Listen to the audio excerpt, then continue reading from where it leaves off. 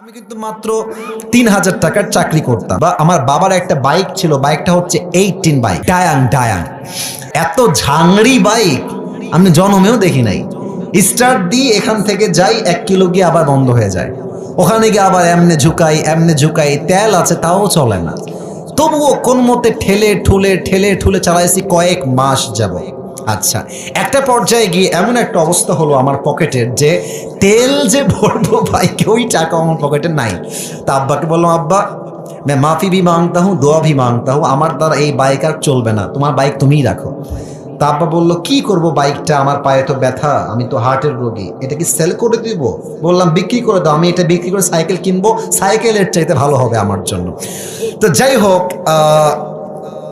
বাইকটা বিক্রি করব ভাব, মানে এটা এইভাবে কখনো আমি আগে কোনো মাহফিলে বলি নাই, এতটা ব্যাখ্যা দিয়ে বলি নাই, আজকে বলছি বাইকটা বিক্রি করে দিব অভাবের জন্য। বাট বিশ্বাস করেন, সেই সময়টা প্রতিদিন তাহাজ্জুদ পড়তাম, প্রতিদিন আল্লাহকে বলতাম যে আল্লাহ তুমি আমাকে কবুল করো, আমার চেষ্টা কবুল করো। আর আমি দুইজনের ওয়াজ খুব বেশি শুনতাম, এক আজহারের ওয়াজ শুনতাম খুব বেশি, আর একজন আমি আল্লামা দেলোয়ার হোসেন সাঈদীর ওয়াজ খুব বেশি শুনতাম সেই সময়ের কথা। It has been 3 years or 3 বা 4 বছর আগের কথা। তো হঠাৎ করে আমি একদিন জুমার খুতবা দিলাম, আমি আবার বলছি এই কথা কিন্তু আমি কখনো কোথাও আপনার শোনেন নাই, আমি আজকেই বলছি। তো জুমার খুতবা দিলাম, আমি প্রায় 1 বছর যাবৎ জুমার খুতবা দেই, ভিডিও আপলোড হয়, কিন্তু কখনো কোনো রেসপন্স আসে না, কেউ দেখে না ভিডিও।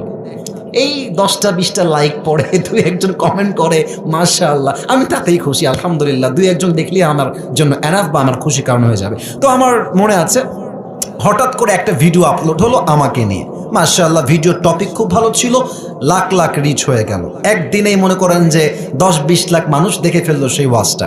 পরে মিডিয়ার থেকে আমাকে কল দেওয়া হলো যে আপনি জুমা পড়ান কোথায়, আমরা আপনার ভিডিও রেকর্ড করব। তো অনেক বড় একটা মিডিয়া আমাকে বলল যে আপনার ভিডিও একটা আপলোড দিব, আপনি ইনশাআল্লাহ অনেক দূর যাবেন, আপনার জন্য অনেক বেশি কাজ আসবে, আপনি কাজ করতে পারবেন আপনার দাওয়াতি ফিল্ডে। তো একটা মাহফিল করলাম, মাহফিলটা ছিল পাবনায়। মাহফিল ছিল কোথায়? পাবনায়। তো পাবনায় গেলাম, আমি হলাম 3 নাম্বার বক্তা, দ্বিতীয় বক্তা না, 3 নাম্বার। তো আমাকে যখন ওয়াজে দেওয়া হলো, দ্বিতীয় বক্তা খুবই রাগ, আমার টাইমটা তাকে কেন দেওয়া হচ্ছে, ওকে তো দিয়ে কাজ হবে না, ওকে নামান, একে দিয়ে কাজ হবে না, এটা 3 বছর আগের কথা, বেশি না, 3 বা 4 বছর আগের কথা।